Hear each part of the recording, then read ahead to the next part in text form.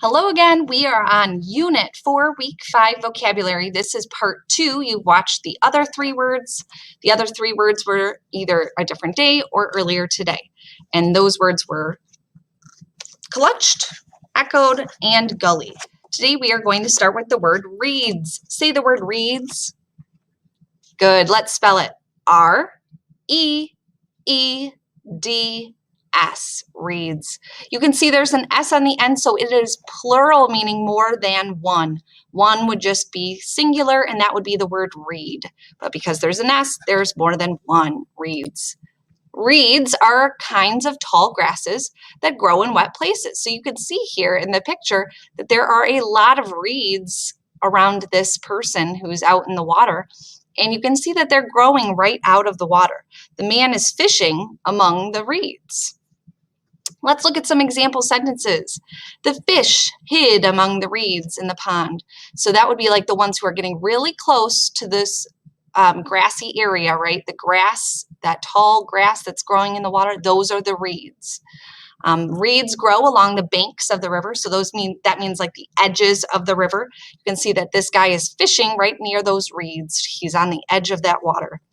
Ducks will build their nests in the reeds near the marsh. So a marsh is another type of really wet environment, and it usually has a lot of reeds, a lot of tall grasses, and ducks will often build their nests there, especially when they have babies. Your question is this: how are reeds similar to the grass that grows in people's yards, but how are reeds different? So you have 2 parts. You have to first talk about how they are similar to the grass that's grown in people's yards, and then you need to talk about how reeds are different from the grass grown in people's yards. So 2 sentences, use the word reeds. Pause the video. Your next word is the word scrambled. Say the word scrambled. Good. I always think about scrambled eggs whenever I hear the word scrambled. Let's go ahead and spell it together. S-C-R-A-M-B-L-E-D.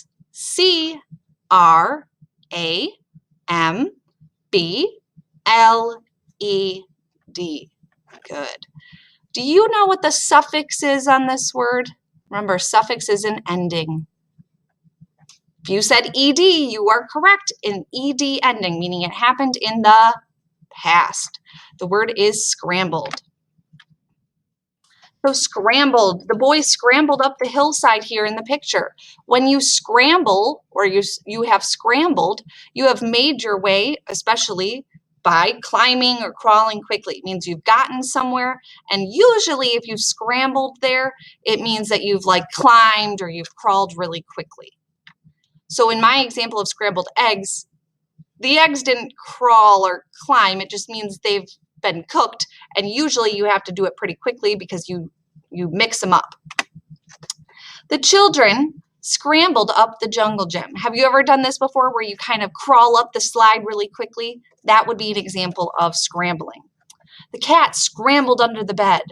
When I lived with my mom at her house, we had a cat named Cleo, and it looked a lot like this cat. And whenever we would get home after work and she wasn't expecting us, she would scramble under the bed really fast. That means she would crawl under the bed really fast. The beetle scrambled away before I could catch it.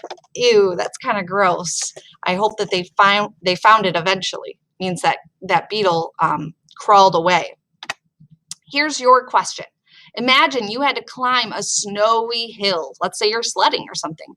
Show me right now, so act it out, how you would scramble up that hill. Scramble up the hill. Pause the video.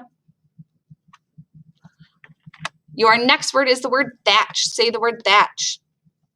Good. Let's spell it. T-H-A-T-C-H.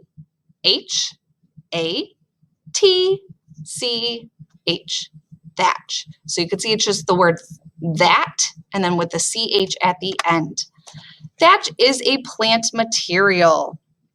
So you can see right now in the picture that this house has a roof that's made of thatch. The roof is made of a plant material.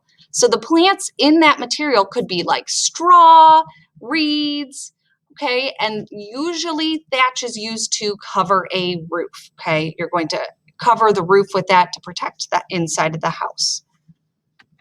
Your example sentences: thatch is tied into bundles before it's put on a roof. So you can see that they're kind of tied up down here. They have a little tie at the bottom so that it keeps them together. They spread the thatch out to dry. Remember, thatch is just plant materials. So those plants can't be like brand new plants that are like still like just cut down, right? That wouldn't be the best type of material to use as a roofing material. You're going to want to dry them out. So you can see in the picture here that they're laying them out to dry. Mice like to build nests in thatch, so they will actually build nests in that material because it's just plant material. Here's your question. Would you want to live in a house with a roof made of thatch? Why or why not? Use the word thatch in your answer. Pause the video. Your last word is the word valley. Say the word valley. Good. Valley is a word you've heard before when we learned about landforms in social studies. Let's spell it together. V-A-L-L-E-Y. Valley. The hiker here walks on a path through the valley. Valley is the word. So you can see here in the picture that is clip art and the real photograph here that a valley is a region of low land. So you can see that the guy is in the area that's lower, right? And it is between hills or mountains. So here you can see it's almost like it has like large rock structures on either side. Here it looks like mountains. So it's any long, low land between two high points, okay? So if you have two mountains, it's that space in between, right? It's the low land, the long, low land. Here are some example sentences. The valley has a river running through it. So you can see in the picture that in that low, long land, there's a river. Green hills rise up on both sides of the valley. So again, you can see a little river, but you can see those giant green hills on both sides of the valley. And last one, from the top of the mountain, you can see the beautiful valley below. So if you climbed to the peak of a mountain and you looked down into the valley, it might look something like this picture.